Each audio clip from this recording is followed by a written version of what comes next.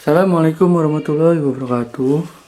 Kita ketemu lagi di namanya materi di namanya garis dan sudut. Ya, dia judulnya habis. Garis dan sudut. Titik pun juga sama. Nah, di materi ini kita ketahui ada namanya titik. Titik itu biasanya adalah sesuatu hal atau bisa ditentukan besarannya berupa huruf. Bisa kita ganti huruf A, B, C, dan seterusnya. Ini namanya titik. Ada namanya garis. Garis. Sebelum sudut ini bidang dulu deh. Ada namanya garis. Garis itu adalah titik dengan titik dihubungkan. Artinya adalah hubungan antara dua titik. Nah, disebut dengan garis. Ada namanya bidang. Bidang itu adalah sesuatu atau suatu daerah yang terhubung dengan titik-titik. Nah, salah. Terhubung dengan titik. Maksudnya apa sih? Maksudnya gini. Kalau bidang titik, ini titik, ini titik, ini titik, dihubungkan. Nah, ini namanya bidang, ya. Oke, lanjut di halaman 107 kalian baca buku paket, atau enggak di halaman selanjutnya. Di situ adalah konsep letak garis. Konsep letak garis. Dimulai dari yang pertama. Ada namanya hubungan titik dengan garis. Nah, hubungan titik dengan garis berarti ada ini, misalnya ini. Berarti titik A di dalam garis. Kalau begini, ini sih gampang sih. Titik A di luar garis. Ya. Jadi begini, di dalam, di luar. Itu yang pertama. Lanjut. Kita hapus ya. Kalau nanti ada pertanyaan di komentar aja nggak apa-apa. Nanti kita tanya jawab. Yang kedua, ada namanya hubungan titik dan bidang. Hubungan titik dan bidang. Maksudnya apa? Anggap ini bidang alfa. Ini ada titik nih. Ya udah, bisa kita tulis. Misalnya titik C di bidang alfa. Ya, atau enggak? Kalau dia di luar ya udah, titik C di bidang, ini kan di bidang alfa, ini di luar bidang alfa. Ya, yang satu di dalam, yang satu di luar. Yang ketiga ada namanya, ini kan yang kedua ya. Yang ketiga ada namanya hubungan garis dan bidang. Ini juga sama. Sebenarnya sama kayak tadi. Kan tadi titik, sekarang garis. Berarti kalau dia begini, misalnya alfa, misalnya garis L. Berarti yang ini adalah garis L pada bidang alfa karena dia di dalam ya. Kalau yang ini garis L di luar bidang alfa. Nah, ada lagi yang lain. Ini saya hapus ya. Saya hapus ya. Oke, ada lagi. Kalau yang ini kan tadi ada di dalam, ada di luar. Kalau yang ini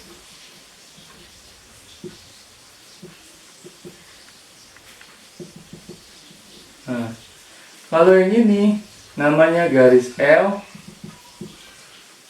menembus bidang alfa. Berarti dia nembus ya. Bus gitu kan. Lanjut. Yang keempat. Ada titik. Titik segaris. Ya udah. Berarti titik A ada segaris dengan B. Karena titik A dan B dia satu garis. Lanjut. Ada yang kelima. Titik sebidang. Berarti bisa kita katakan titik. Nah, titik C dan D itu dalam pada bidang alfa. Ya karena dia nggak nyebrang. Nah, kan dia tetap ada di dalam satu bidang ini. Ya. Nah, lanjut. Lanjut ya. Oke, sampai sini ada pertanyaan. Lalu, kalau kita misalnya pembagian garis. Napas dulu ya, saya kasih kesempatan semenit.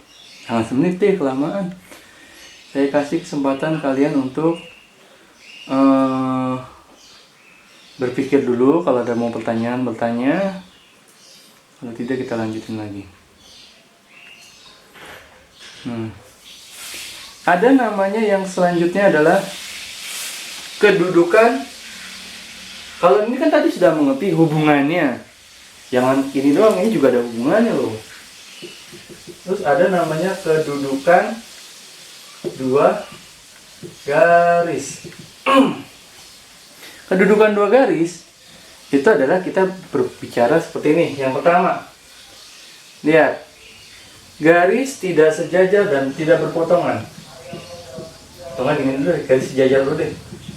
Garis sejajar. Apa yang dinamakan sejajar? Ketika ada sebuah garis, dia jaraknya sama. Nah, ini berarti A dan B, dia garisnya sejajar. Biasanya garis sejajar dilambangkan seperti ini. Ini tandanya dia sejajar. Ya, kalau nggak kelihatan nanti bisa di screenshot aja. Yang kedua, ini boleh kita hapus ya.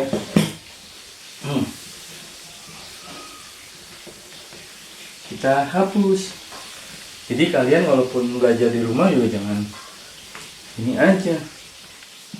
Yang kedua, garis tidak garis berpotongan.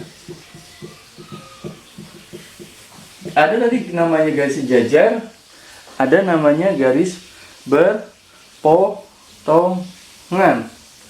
Maksudnya apa garis berpotongan? Misalnya gini, garis berpotongan dia sudutnya dan panjangnya harus sama. Nggak harus sama juga sih. Nah,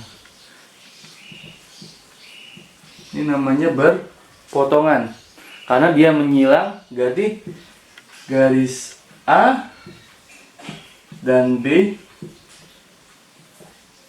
dia berpotongan karena dia menyilang ya. Terus ada lagi namanya yang ketiga, garis tegak lurus. Dikatakan garis itu tegak lurus apabila yang satu horizontal garisnya, yang satu vertikal. Nah, dia ketika begini dia akan menghasilkan 90 derajat. Berarti ini garis A dan B tegak lurus. Biasanya lambangnya begini. Lambangnya kayak jaring kapal. Ya. Nah, terus yang ke berapa? Ayo. Nih. 3 udah ya. Yang keempat. Yang keempat. Dia dikatakan garisnya kelihatan ya? Garis berhimpit. Garis berhimpit berarti dia salah. Nah, ini berarti A. Ini berhimpit nih. Berhimpit A sama B. Garis A salah. Maaf ya, kita keburu-buru jadi lupa nulisnya. Mohon maaf ya. Garis A dan B berhimpit. Kenapa sih dia berhimpit? Karena dia mepet-mepet. Yang B ini garis panjangnya, yang A ini adalah garisnya segini, cuma sedikit. Jadi dia berhimpit karena dalam satu garis. Dan lanjut yang kelima. Ada garis tidak berpotongan, tidak sejajar. Kalau tidak berpotongan, tidak sejajar, ya berarti garisnya ini gini. Nah,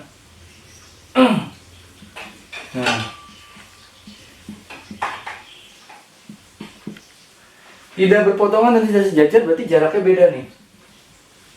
Oh, beda kan? Yang ini misalnya anggaplah, ini permisalan ya, 3 cm. Ini otomatis nggak mungkin 3 cm juga dong. Ini pasti 2 dong. Ya. Jadi bedanya begitu, anak-anak. Oke. Kedudukan dua garis, ada pertanyaan. Kita napas lagi kayak biasa kayak tadi.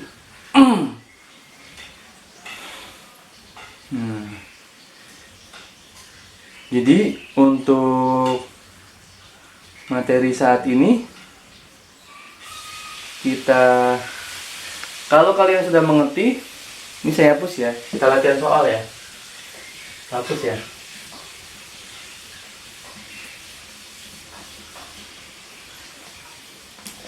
Kita hapus ya. Berarti latihan soal ya.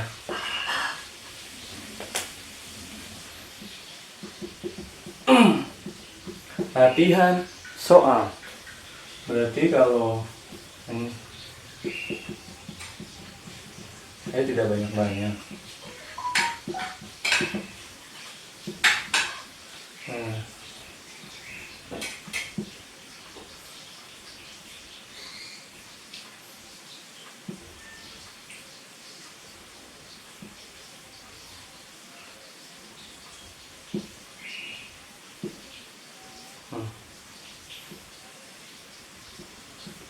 Lagi ya.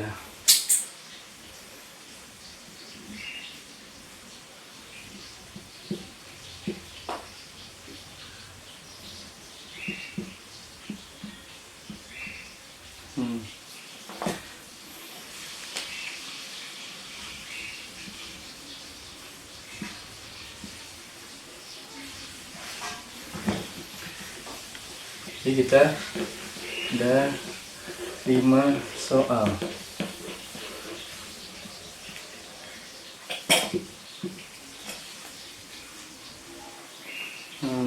Jadi ini yang soal A, ini soal B, soal C, soal D, soal E.